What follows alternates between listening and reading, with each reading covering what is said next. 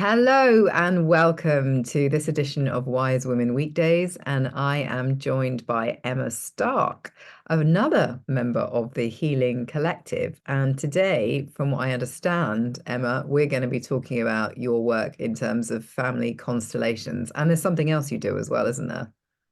Well, I'm a psychotherapist as well, and which mixes in with the systemic constellations or family constellations, and I'm learning a bit of astrology as well, so I kind of weave that in. But yeah, I'm just a baby astrologer at the moment. A baby astrologer. You know that Carl Jung was used Mm. astrology in all his work. He was really kind of important in the world of astrology. I'm in fact teaching a course on astrology at the moment, and Carl Jung was responsible for reintroducing astrology to science. I didn't know he was responsible for that, but yeah, I was aware that he used it a lot because that's what if I have clients that aren't, I suppose, spiritually inclined, I guess, or I don't think they are. I mean, I suppose the argument is everyone is, but if they're not in that road and I try and use a bit of astrology, I often cite Jung just to kind of make it seem more sort of valid or grounded or whatever you want to say. So yeah, but I don't know details of what he did, but yeah, it's worth looking into. Oh Okay. yeah, it's fascinating because, well, I'm an astrologer, aren't I? So I would think that I'm kind of skin in the game, but I think that astrology is just so stunningly accurate. And if you think about the concept, which you clearly have, that how can we not be influenced by all of these planets and where they are on our birth and how we go through life? And, we accept that we're influenced by the moon, that's well documented, but it's like, and the sun to some extent, but beyond that, people don't look any deeper, do they? I know, and it's funny, and because the what I do is family constellations, so everyone thinks it's astrology because it's constellations, but I mean but it's not, and it's at face value, but I do bring that in a bit. And the guy who introduced family constellations to the West was Bert Hellinger, Yeah. and he was a priest and a psychotherapist before he kind of did this. And now I'm aware that a lot of religion is linked with astrology. So I just wonder if he did know stuff. But he used the word constellations to mean like groups of families or groups of people at work, or like the constellations of groups of stars. He just used it in that way. But it's really interesting, isn't it? Because I'm sure two people that I've spoken to, two of like the elders, women who knew him, both of them have given me slightly different angles when I've asked them about the word. I'm sure Jutta, who's German and translated one of his books, told me that it was a mistranslation. And then I'm sure somebody else said he was looking for a different word, but he did use that word. So it's really fascinating, isn't it? Like when you start diving into things and what is the truth. And I guess that's where family constellations come in, because it's trying to get to our embodied truth rather than look at what is the truth of our story. Yeah, I mean, it's fascinating. I mean, can you tell me what you mean by family constellations? Well, I'll try. I mean, Give it it's a good go. well, the idea is that we're all born from a mum and a dad. I mean, I guess again, it's changed now with, in vitro fertilization and so on, but generally we have to have a male and a female energy to create us. And then they also had to have that and so on and so on. And when we're born, we carry the energies of those people that birthed us or that created us and our ancestors. So we're carrying a lot of the energies, not just from us and our surrounding environment, but from our family line.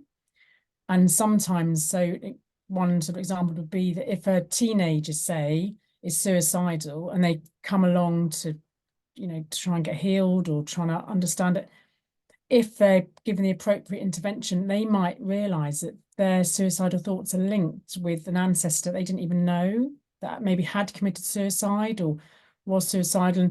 And if they can get that link, if they can embody it, sometimes it means they don't have to carry that suicidal thought in them because they realize it's somewhere else in the system and they don't need to carry it. So the idea is if we don't look at our family system in a kind of in a embodied way, we don't need to know our ancestry, but if we, don't consciously look, we can carry stuff that's not even ours. Oh, I 100% know that and agree with that. And just as you were explaining that there, I was thinking about, you said, we've got the energy of our creation within us. And I Mm, was thinking about how that energy is affected when people struggle with fertility. And so mm, a child is actually conceived from a couple that have really gone through the mill.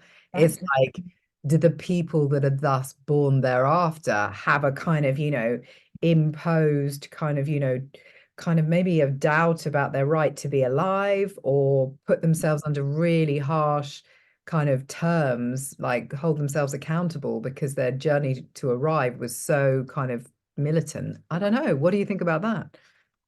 I think for sure. I think it plays a massive part. And yeah, it's just, and it's something that's not really talked about, is it? Like conception. It's not, you've got a lovely child. Oh, isn't it lovely, baby? It's like, oh, what actually happened at the conception isn't often spoken about. And I mean, I don't go into that in the family constellations, but it's an interesting thought. And if we have children ourselves, I think it's good for us to think about that for the benefit of our child and be honest, like what was happening. I mean, with my son, I mean, I won't go into details, so I'm sure.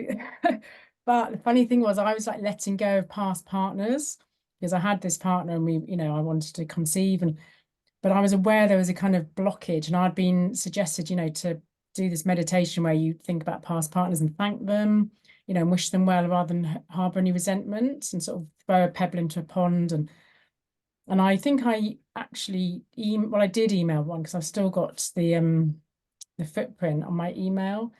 And I emailed him to just explain what I was doing and to thank him. And so, and I conceived within a couple of days of that. So it's like, it's amazing, isn't it? Like, so who comes into our child's lives, who are we thinking about, who are we letting go of?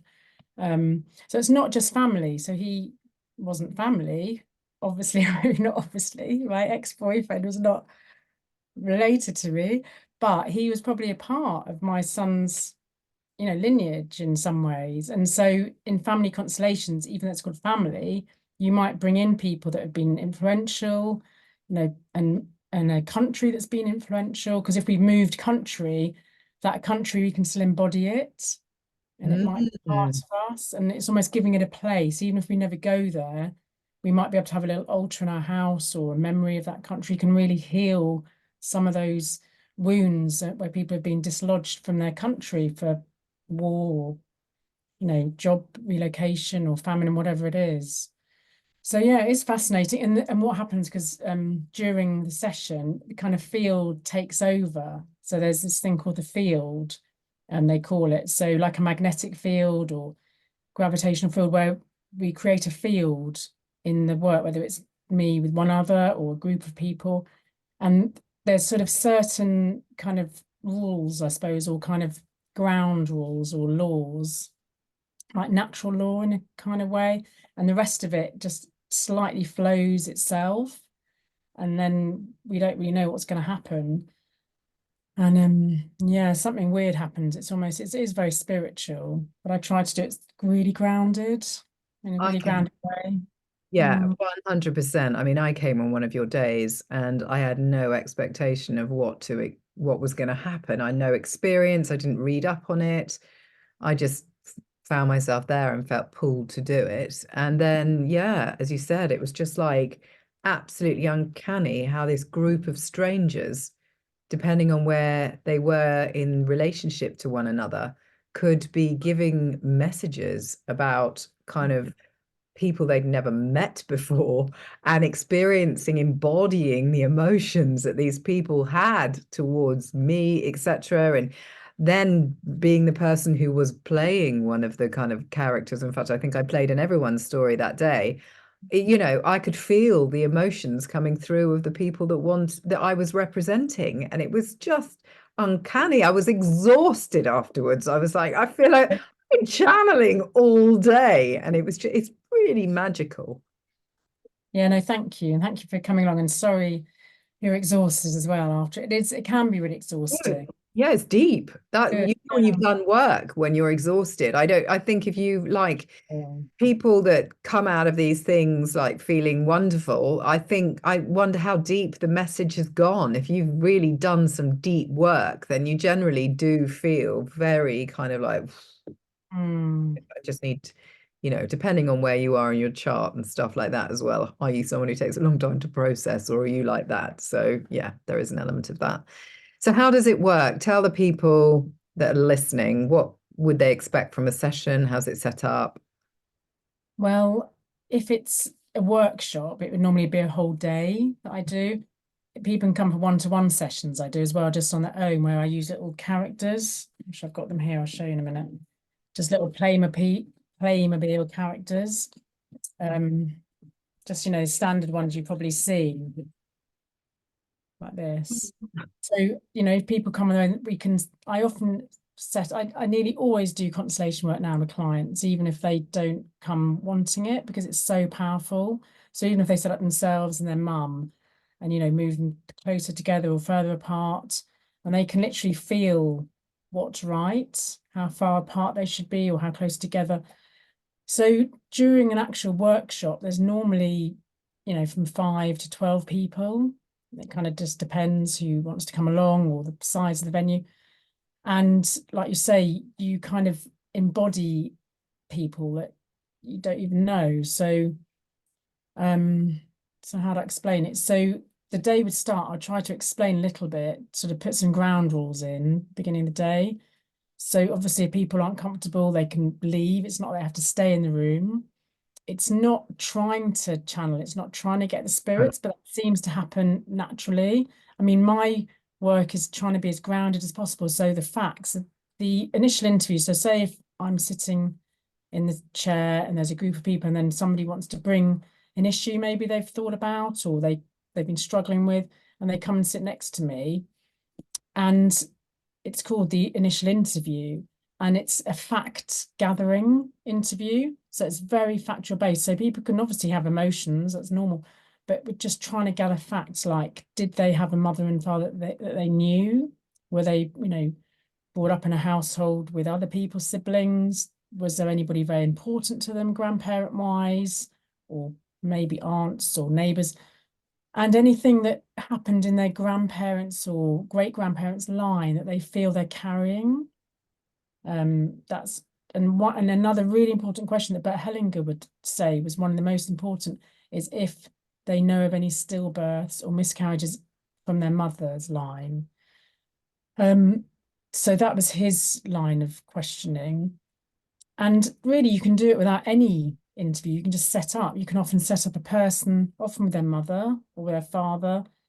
And literally, doesn't have to be any words. Somebody can stand in the room, somebody can stand opposite them, and then you just breathe into the space. And sometimes they just literally will move naturally or maybe turn away. And I will then try and give some sentences just to verify what's happening. So things like, I feel like turning away. So it's very straightforward, or I can't look at you, I want to look this way. So you're just kind of naming what you see happening in the sort of movements of the people. And then that seems to settle. It's kind of, again, it's very grounded, just trying to be very honest, because some of these things may have never been named before. Somebody may not realize they've actually got deep hatred for their mother, for Yeah. instance, which is a psychological truth for most of us, really. It's like, to help us break away from the bonds of our mother, we kind of have to have that deep hatred at some level, at some point in our lives, even if it's just a flash, or just to break that bond so we can turn away. But some people don't realize they're allowed to. It almost comes as a shock. Yeah. So it might be odd for them to think, oh, I don't want to look at my mother. But then it's also a relief, because it's almost like, oh, yeah, I don't want to look at her. Oh, this is okay. People are witnessing this and it's okay. Nobody's getting hurt. It doesn't mean I'm going to hurt my mum. I'm just turning away. So it's a sort of very gentle way to be honest with how we're feeling about people in our system. I think that's so interesting because when you're raising children as well, you know that your teenagers are going to go through this period where they're going to absolutely hate you. And what you just said makes total sense because they need to do that in order to become themselves. It's like when the young male lion has to leave the pride to go and find his self and set up his new pride. He can't stay there because he'll cause more trouble by being there. It's so interesting, the psychology of it all. I know it is. And and I mean, whether the word hate's a bit too loaded, but I think if we're not allowed to turn away, say if the male line isn't allowed or isn't sort of promoted or not the right word, but kind of encouraged to turn away, maybe that's where hate kind of comes in because it's like, how do I get away?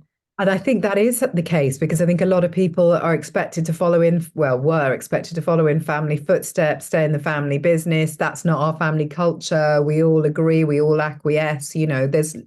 like the ability to be independent is really hampered down by wanting to maintain a consensus. Mm. So, how did you get into all of this? Well, I mean, I was a psychotherapist, well, I still am, of course, and I Stop. It's like an alcoholic, Emma. Once you're in, you're in. I know, I know, one word and that's it. One word and you've got, and that's not even a joke of saying it. It's like, oh my God, that's so true. It's like, geez, I can't even have like surface level conversations anymore. But anyway, now I went on a spiritual holiday way back, in Skiros. Do you know Skiros in Greece? No. Mm.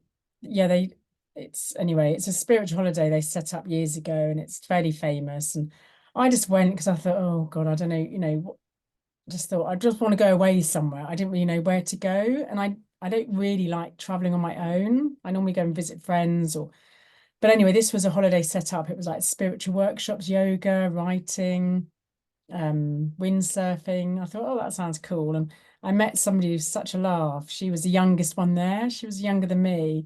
And she was just like, I don't know why I'm here. And she would just it was just we had a laugh but there was a lot of people who'd been on them before and I loved it. It was like we'd get up in the morning for this rainbow dance and we were right by the sea and anyway, blah blah. So John Harris, who I think is lovely, he's based in Hove. He was running the place with his wife. They were kind of just they used to go and run different centres. They weren't getting paid much, I guess. It was just he's very humble and he never seems to charge much for his services. And anyway, I found him a bit offish. And he stood in one day because in the morning we'd have this meeting. He said, oh, somebody's dropped out of the workshop, but I'm going to offer family constellations. And I just thought, oh, I find him a bit, I just find him a bit stern when I first met him, but he's so lovely. And he sort of explained something. I can't remember what he said, but something just clicked. I think he must have said about carrying stuff, your ancestors you haven't been able to shift. And I was like, oh, this sounds good. And so I went along the afternoon and I was hooked along with there's about 10 of us, I think, went every afternoon then for 5 days. And then we had a 2 day break and he ran another 5 day one and we were all there again. And I've been seeing him ever since. He's brilliant and he's my supervisor. So yeah, I was hooked. And he's very grounded because straight away I was like, I want to do this. And he was like, well, just wait, just come along to a few workshops. And I didn't train in it till about 10 years after I'd been at the workshops for different reasons. So that's how I got into it because I was blown away. Because one of the things he did with me, he set up something with me and my mother. My mother was just staring at the floor, this representative of my mother. And he said if somebody's staring at the floor, they're very into kind of death. They're very into this, it's almost like they're connected with somebody who's died. It's like they can't look at the land of the living. And that made sense because I knew that about my mum. And then he put a whole line of female ancestors behind her. In fact, I should set it up really, shouldn't I? Because then You should. Yeah, let's do it. uh, We is all that have to do the work. since I've got a hat on, I can be this one. So he set me up looking at my mum, and she was looking down. And, I thought, okay, yeah, I know this. It's kind of a story I know. And then he said, well, put in her mother, who I'd never met, 'cause she was Irish. She died before any of my mum's children were born. So then he put in her grandmother, my mum's grandmother, who I'd never met. And all these women lived in Ireland. My mum didn't because I'd had to move for various reasons. So my mum was cut off from all this Irish ancestry. So all these women he put in behind, I don't know, about 4 or 5 women. Like, and I was looking at these women and oh my God, they were looking at me. And I just got such an overwhelming sense of kind of like, oh my God, this is beautiful. These women, have created me. You know, I couldn't be here without every single one of these women, and they've lived through Irish wars and Irish famine, and you know, this massive kind of line, and it's been broken because they've had to move to England. And anyway, it was just beautiful. And some of these women actually were Irish and Irish heritage, and so that was that, which was beautiful. And then when I came home and I saw my parents again, just literally something had shifted with my mum. And I just thought, oh my God, I just could not believe it. It was like this piece of work that took maybe half an hour. I just thought, wow, it shifted something that had been stuck ancestrally. So it was really beautiful. But trying to explain to my mum and dad, because that was quite fun. My mum kind of was listening. My dad was saying, so was I there? And I was like, no, Dad, somebody's represent. But how can they represent? And my mum was going, how on earth were you there? Don't be stupid. We weren't in Greece. And my mum kind of got it. My dad was like, well, how? I don't understand. I wasn't there. How can somebody? What do you mean represent me? So yeah, so it's kind of interesting. He was like stuck on a kind of, how does this work? This A is what. very practical, yeah, pragmatic kind of level, yeah.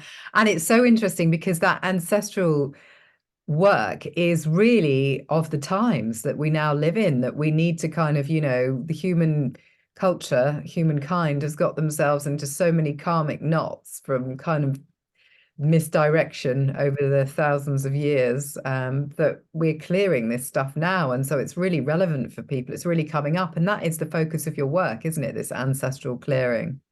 Well, basically, yeah. And because the beautiful thing is, the idea is, I mean, how can we prove this? I don't know. But the idea is if we clear this, these ancestors, if they did have trauma that was unresolved, which we're guessing they did if they lived through the Irish famine in this case, or Irish Civil War, that we're actually helping clear their trauma, even though they've died. So I just think it's fascinating that we're actually helping our ancestors as well as helping ourselves.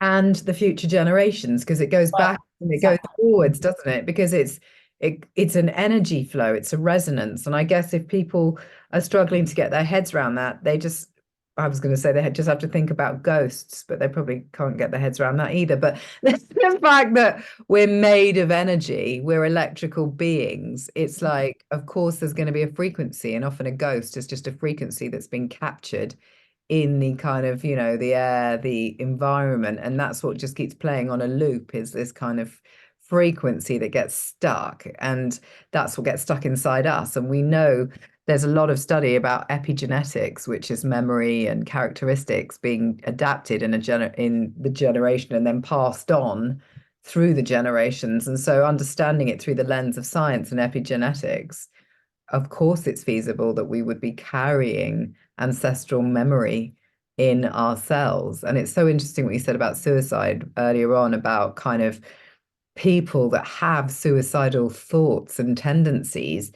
The fact that, and some of them wondering, where's this coming from? Why do I feel like this? And actually, it's somebody else's kind of pattern in their ancestry, or something's happened some way back, and so they can clear it. It's just, yeah, fantastic. It is. And I suppose what you're saying is interesting about well, the ghost thing, because when I did my psychotherapy training, there's a paper called Ghosts in the Nursery, which I think it might be Winnicott, but don't quote me there. But there's a psychotherapist that wrote about ghosts in the nursery, which is interesting, which is about, it's very grounded, as in, okay, it's not a real ghost, it's our ancestors, but this is much more kind of open to, okay, I think some people do connect with ghosts and some people don't, and I think I'm on the level where I kind of would love to be much more connecting with that kind of environment, but it's also, I know that I'm quite grounded, but it kind of comes in anyway to this work. But Yeah. yeah, but it does, like you say, future generations is important. So the idea is, in a session, like I said, what would you expect? Once we've kind of cleared this energy through these like healing sentences, which again are factual. So Bert Hellinger would suggest just saying things, you are my mother, you are my grandmother, this is where I came from, anything just factual just helps clear that. And there's often a lot of tears, as you may recall. And when John did it, we had a lot of tears. And I remember one American guy saying, okay, John, I've seen how you work. You're not going to make me cry. But he was kind of joking because it does, you know, because it clears it, it's just clearing the energy really. So it's just, I just think it's like clearing some of that stuckness. And when that's done, the person would then turn around and they'd be facing towards their future. And I'll put some other people in, you know, so they'd be facing some different people. So these are the ancestors. So like you say, it's a line. And it's, they talk about it's like love flowing, or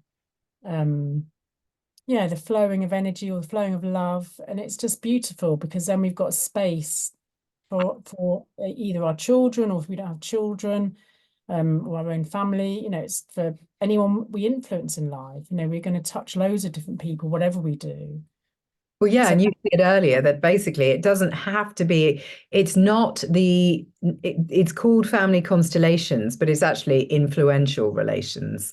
So yeah, it's kind of like you don't need children. It's just, as you say, whoever you have the relationship with next, or their children, or, you know, it's what is the future that you are attracting. And this is all quantum kind of physics as well, and quantum leaping. I used to love that program, isn't it? Because it's like, you know, time is a concept that, you know, the energy doesn't understand. So spirit is immediate. So spirit can be in the future and it can be in the past all at the same time, as well as being in the present, which I know is a bit of a head kind of, you know, what? But we're getting to know more and more about that. So, you know, we can kind of understand that we are the creators of our own lives, and it's all about the frequency that we're emitting. But if we've got things in our frequency that aren't ours, that are stuck, which we should have because we are human, we will have, then this is a fantastic way of kind of bringing them out. And I think that's what's so good about it, is the fact that you you don't know what's going to come up, because it just reveals so much, doesn't it? It reveals surprising things, and it gets rid of assumptions, because we often assume things about our relationships with other people, and then we choose a reaction to our assumption, which becomes a truth, but actually isn't actually a truth. And this is a really good uncovering exercise, because it's like, oh, I've just realized that so and so's behaving this way towards me because they feel really jealous and insecure. And actually, if I look at it through that lens and they don't just hate me, then that's a lot more kind of makes sense, and you feel a lot lighter. Am I right? yeah, completely, absolutely right. And and it can be used. So this, you know, goes really deep and we're going back several generations, but you can use it for very simple things. So I take these off. So, you know, so I use it. One example I give, and it's funny because this woman texted me this morning. She's a mother of one of my son's friends. And as you know, being a mother, I'm sure, you know, when our children make friends, we don't choose the parents, you know, or maybe in a spiritual way we do, but you know, so if my son has a really good friend, you know, I feel like, okay, you know, I'll hang out with a mum because my son's young and he wants to be with his friend and blah. And this mother, she was, I mean, she's lovely. I actually like her as a person, but I was struggling. Every time I met her, it was just heavy. It was difficult. You know, once you know, I'd relax and I'd have a chat, and then suddenly, if I said something, it'd be like bang, and it'd be like, oh God, it felt like it was like an attack. And I would struggle. And I placed two mats in my kitchen just to markers, not people, but I just placed like a piece of paper, and I stood on one mat for me and I wrote my name on it. I said, okay. And then I was thinking, oh God, what's it going to be like when I stand on her mat? So I wrote down her name. Well, I won't put her in because I actually just stood on her placement, sort of so represented her in my body. And I just kept going like this. I just kept walking round and round, and I couldn't look at me. And it just, I was like, oh, she has got so much going on in her life. She is just going around, you know, looking at other things, and you know, she's got a lot going on. I thought, isn't it, she can't even see me. It's not about me. And it was like, it's sort of like, oh, just that was really helpful for me. I thought, you know, it's not about you. It's not that she doesn't like you or that she's trying to be horrible to you. She just, her focus is just, she's got so much in her life. And it really, really helped me. And like I say, she texted this morning, actually, they've been on holiday, and I actually thought, God, I actually really, really like it. You know, and I'd sort of forgotten that. I'd done that piece, but I thought, I genuinely just think she's really sweet. And I congratulated her and she passed a test and something.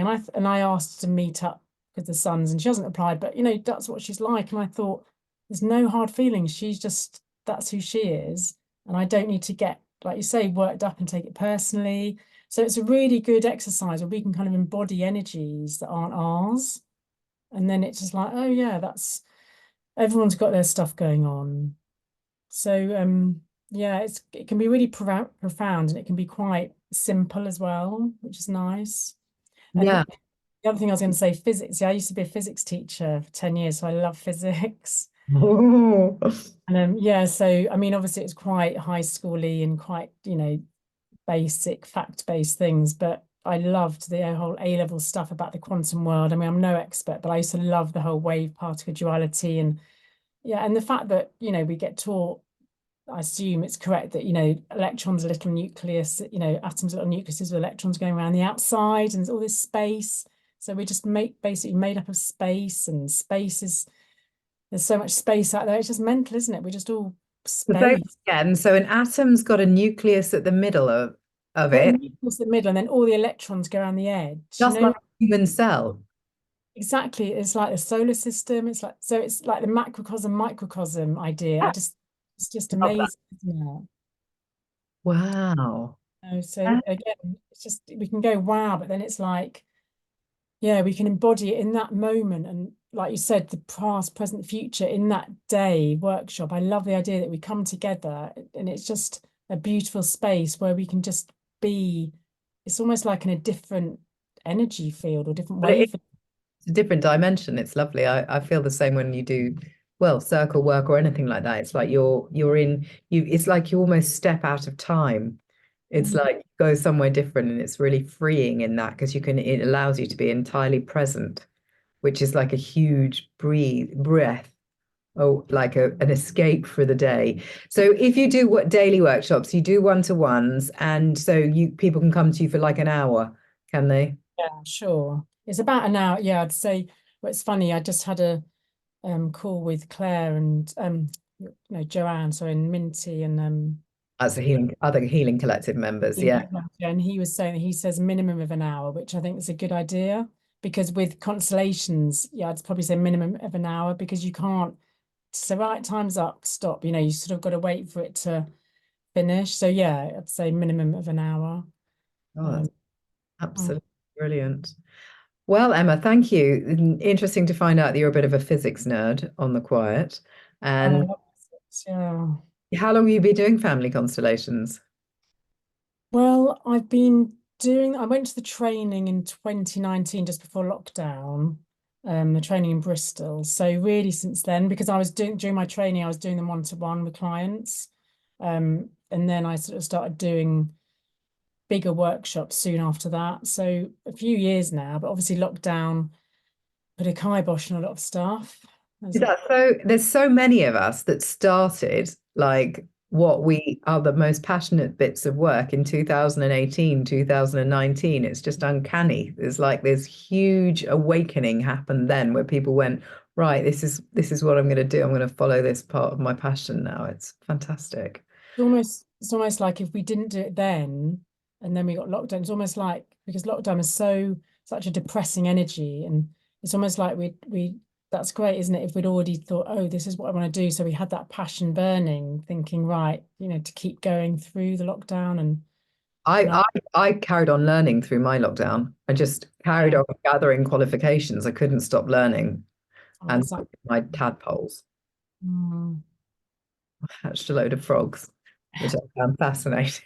But I loved the slowdown. We had quite a nice time. That wasn't a metaphor, that you hatched real frogs. No, no, yeah, exactly. I hatched real, like I went and I set up a wildlife pond and kind of, enjoyed watching all of these kind of wild beings emerge and how they interacted with each other. And it's like a way to slow down time, which was what's happening on the larger scale, I guess. Well, we shall look forward to seeing you at Healing Collective events in the future. And if anyone is interested in Emma and all her wonderful family constellation works, I personally can recommend her. I found it extremely enlightening and very, very useful. Then her contact details will be below the video. Thank you very much. And thank you, Emma, for your time. Very much appreciated for your Welcome. Thank you for asking me. gentle explanation. You're so welcome. Thank you. Bye.